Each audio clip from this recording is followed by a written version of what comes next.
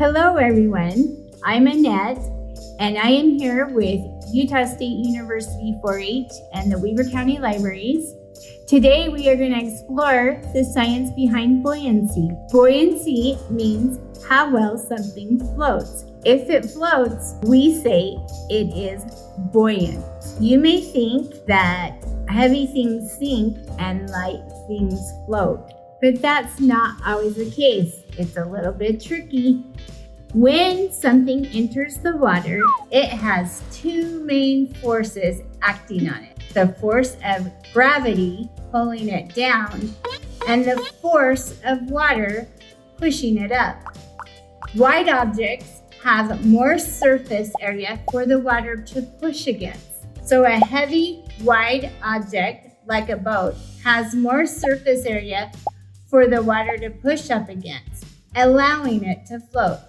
A rock, on the other hand, doesn't take up a lot of space and therefore doesn't have a lot of water pushing against it. So gravity wins and the rock sinks. Let's see if this works with Play-Doh. I have 2 balls of Play-Doh about the same size. I will keep this one in a ball shape and I will flatten this one into a disc.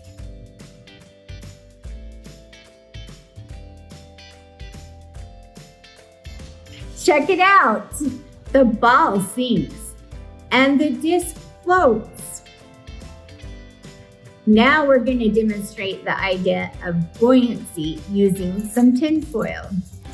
Now we are going to build our tinfoil boat. Now you can shape it any way you want, but if you learned anything about buoyancy, you learned that we need to have it be more flat so the water can push it up. So here we go. You can pick up a free tinfoil boat kit at any of the local Weber County libraries during the month of July.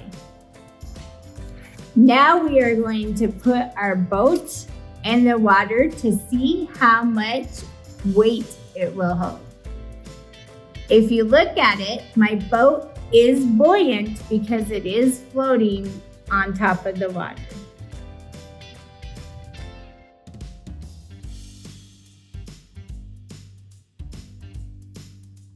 Oh, there it went. Here are a few more boats that we designed, and we can test these out as well.